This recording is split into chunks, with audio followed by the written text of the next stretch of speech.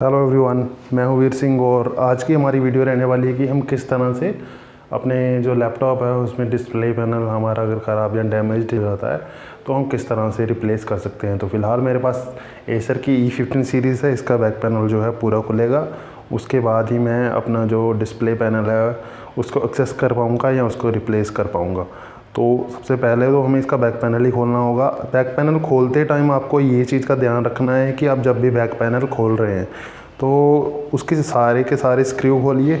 अगर आप इसको उठाने की कोशिश कर रहे हैं इस वाले पैनल को, अगर आपने स्क्रू सारे खोल दिए हैं तो ये ध्यान में रखिए कि अगर किसी तरफ से नहीं उठ पा रहा है लॉक, मतलब साइड वाले लॉक उठ रहे हैं लेकिन सेंटर से नहीं उठ पा रहा, तो ध्यान दे के देखिए कि उस साइड पे कोई एक्चुअल में स्क्रू तो नहीं लगा हुआ। जैसे मेरे केस में ऐसा था कि मैं जब यहाँ से पूरा पैनल उठा रहा था यहाँ तक तो ये उठ रहा था लेकिन आगे नहीं उठ रहा था। तो उसका कारण ये था कि जब CD स्लॉट मैंने ये निकाला बाहर तो यहाँ पे आप देख पा रहे होंगे कि 3 स्क्रू हैं, इस एरिया में ये 3 स्क्रू हैं।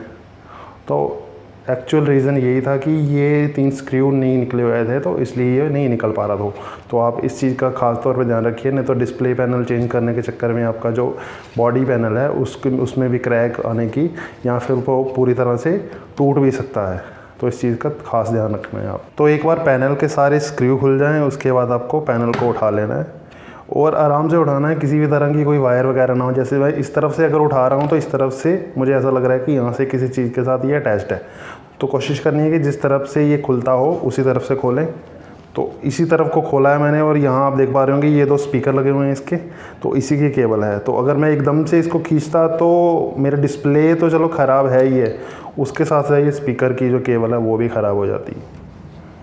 तो फ़िलहाल ये पैनल खुल गया है। उसके बाद सबसे पहली जो हमें चीज़ करनी है, इसको खोलते ही अगर कि डिटैचेबल बैटरी है जो बाहर से ही डिटैच कर सकते हैं या उसको उतार सकते हैं आप, तो वेल एंड गुड है, आप उसको पहले ही उतार दीजिए जब भी आप डिसेंबल करेंगे लैपटॉप को। अगर इनबिल्ट ही बैटरी है जो कि आप सिर्फ पैनल खोलने के बाद ही खोल सकते हैं, तो सबसे पहला काम को ये करना है कि इसकी जो बैटरी है उसको रिमूव कर लेना है ताकि किसी भी तरह का शॉर्ट सर्किट जो हमारे मदरबोर्ड में है वो ना हो, क्योंकि अगर शॉर्ट सर्किट होता है तो तब भी हमारा नुकसान है। तो हमें कोशिश यही करनी है कि हमें कोशिश यही करनी है कि चाहे टाइम थोड़ा सा ज़्यादा लग जाए इसकी डिसेंबलिंग में, या लेकिन हमें ये चीज़ का ध्यान रखना है कि जो भी हम कनेक्टर खोल रहे हैं या जो ज़रूरी कनेक्टर्स हैं, जो जैसे बैटरी हो गया या मेरा स्पीकर था, उसको पहले ही खोल लीजिए ताकि जो हमारा नुकसान एक्चुअल में हो चुका है उससे बड़ा कोई नुकसान ना हो। तो कनेक्टर वगैरह हमने निकाल ली हैं। उसके बाद जो हमारी हार्ड डिस्क है जो भी अटैच होगी, मेरे केस में ये SSD है और हार्ड डिस्क मेरी थी ये वाले CD वाले पैनल में, तो इनको मैंने कर दिया डिटैच। तो अब सिर्फ मेरे पास मदरबोर्ड है और अभी मेरे पास आता है डिस्प्ले का पैनल, ये वाला, ठीक है। ये हिंज है इसकी और ये इसके कनेक्टर हैं। मेरे केस में ऐसा है कि जो इसका डिस्प्ले पैनल है उसी के साथ अटैच्ड है मेरे वेब कैम की केबल, तो इसी के साथ वेब कैम है और इसी के साथ ही मेरी डिस्प्ले है, तो मुझे ज़्यादा इशू नहीं होगा, मैं इसी को प्लग इन करूँगा। आपको ये चीज़ ध्यान रखनी है कि अगर इसमें 2 केबल्स हैं दोनों के ही प्रॉपरली कनेक्ट करें, क्योंकि दूसरी वाली जो होगी वेबकैम की होगी। कुछ केसेस में ऐसा होता है कि माइक भी यहीं पे होता है कुछ लोगों का, ठीक है, कुछ लोगों का माइक यहीं पे होता है, लेकिन मेरे केस में ऐसा है कि मेरा माइक जो है वो कीबोर्ड के साथ अटैच है, कीबोर्ड के साथ ही मदरबोर्ड भी अटैच है। तो छोटा सा शेड है वहाँ पर, मैं एक बार आपको दिखा देता हूँ। तो इसका जो माइक है वो यहाँ पर है, ये आपको दिख रहा होगा छोटा सा शेड। तो ये होगी कुछ डिटेलिंग वगैरह। तो अब मैं बता देता हूँ हमें डिस्प्ले अटैच कैसे करनी है। सबसे पहले हमें इसी डिस्प्ले को नीचे रखना है और अपना बोर्ड उठा लेना है। अब डिस्प्ले को सीधा सीधा रख के और जो हमारा ऊपर का पैनल है उसको सीधा इसी गैप में घुसा देना है। सिंपल सा तरीका है, ज़्यादा कोई मुश्किल है नहीं है। तो इसके बराबर रखना है लैपटॉप के। तो थोड़ा हल्का सा उठाएंगे तो इस वाले पैनल जो हमारे दिख रहे हैं ये वाले लॉक्स इसके नीचे आ जाएगा ये प्रॉपरली। तो आ गया, इस तरफ से यहाँ पे अलाइनमेंट कर लेनी है। तो अब हमारी जो डिस्प्ले है वो नीचे इसके आ चुकी है। तो अब जो केबलिंग वगैरह है वो हमें ध्यान में रखनी है। हमारे यहाँ पे कुछ ना छोटे छोटे यहाँ पे गैप्स बनाए होते हैं ताकि जो केबल मैनेजमेंट है वो प्रॉपरली रहे। इन केस अगर हमारा लैपटॉप जब हम बंद करते हैं तो ये केबल कटने का डर रहता है। हालांकि ये कवर्ड है लेकिन फिर भी कुछ केसेस में जैसे ये वाली केबल है इनका डर रहता है कि अगर किसी तीखी चीज़ से, जैसे मेरे पैनल में कुछ अगर तीखी चीज़ें हैं तो उनसे कटने का डर रहता है। तो अगला मेरा स्टेप रहने वाला है कि अब मुझे इसकी जो केबल वगैरह है वो प्रॉपरली लगानी है, जैसा मैं बता रहा हूँ आपको, मैनेज करके लगानी है, प्रॉपरली मैनेज करके। जिस तरह से इसके स्लॉट्स बने हुए हैं, जैसे इसका यहाँ से ये कट बना हुआ है पहले,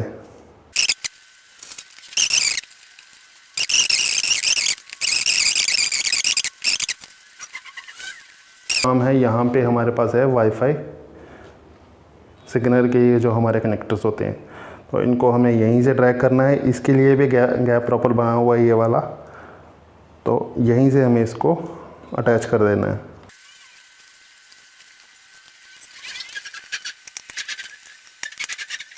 तो सारे कनेक्टर कनेक्ट करने के बाद अभी हिंज को हमने जो हमारी हिंज है उसको अटैच करना है। तो हिंज के जो ये जो पैनल्स हैं इसको कर लेना है डाउन, और डाउन करने के बाद हमें इसमें करना है स्क्रू। तो एक बार हिंज के जो स्क्रू लगते हैं, एक्चुअल में जो स्क्रू होते हैं वो ऊपर से भी 2 लगते हैं, तो इस चीज़ का ध्यान रखना है आपको। इस तरह से पैनल रख के चेक कर लेना है कि ये वाले हमें खाली छोड़ने हैं और इधर से मैंने ये वाले खाली छोड़े हैं, और ये वाला कनेक्ट कर दिया, ये वाला कनेक्ट कर दिया, क्योंकि ये इंटरनल स्क्रू हैं और ये एक्सटर्नल स्क्रू हैं। ये पैनल के साथ अटैच होके हिंज को टाइट करते हैं, तो इस चीज़ का खास ध्यान रखना है आपको। और अभी मुझे कर देनी है इसके साथ बैटरी वगैरह अटैच।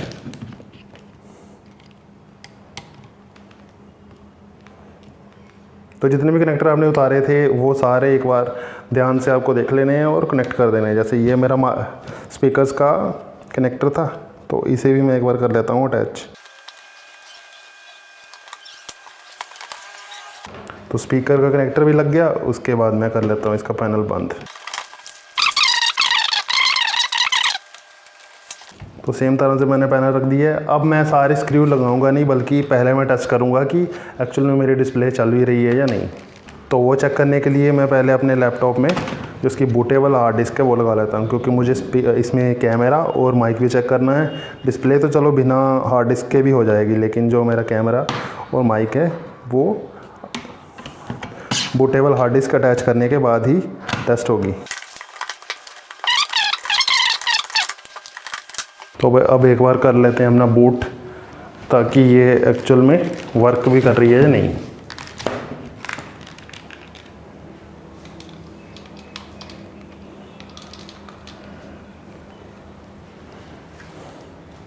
तो डिस्प्ले तो मेरी वर्क कर रही है। अब 2 चीज़ें जो रह गई हैं वो है, एक माइक टेस्ट करना है। आपके केस में आपको माइक टेस्ट करना है, मुझे तो चलो मेरा माइक यहीं पे इस तरफ लगा हुआ है, तो डिस्प्ले के साथ है नहीं है, तो मुझे माइक टेस्ट करने की ज़रूरत नहीं है। मैं सिर्फ इसका वेबकैम चेक करूँगा। आप अपने केस में कोशिश करना कि अगर आपका माइक इस तरफ एक छोटा सा शेड होगा आपका, तो अगर वो शेड है तो आपको एक बार अपना माइक भी चेक कर लेना है डिस्प्ले लगाने के बाद।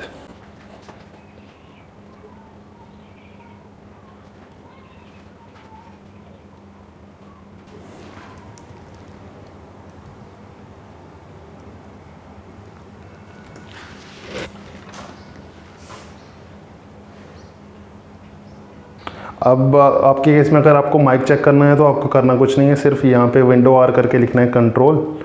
तो आप चले जाएंगे सीधा कंट्रोल पैनल में। उसके बाद आपको नीचे स्क्रॉल कर लेना है, तो साउंड्स में जाना है,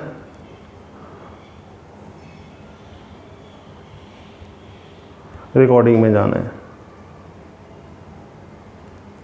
और अपना माइक जैसे मैंने अभी डिसेबल किया हुआ, आपके केस में आपका इनेबल्ड ही होगा।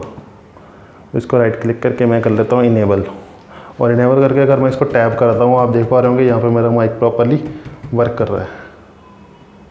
तो अब होगी हमारी डिस्प्ले जो है वो प्रॉपरली वर्किंग में है और चल रही है। थोड़ा हिला के देख लेना कि चल भी रही है या नहीं, क्योंकि जब भी आपकी डिस्प्ले वगैरह आए तो आप उसको अटैच कर लें, और 5 से 6 दिन जो आपके पास बचेंगे उसमें आप उसकी टेस्टिंग वगैरह प्रॉपरली कर लें, ताकि अगर फ्लिकर वगैरह या उसमें कोई एरर वगैरह है तो आपको प्रॉपरली पता चल जाए, आप उसको रिटर्न भी कर पाएँ।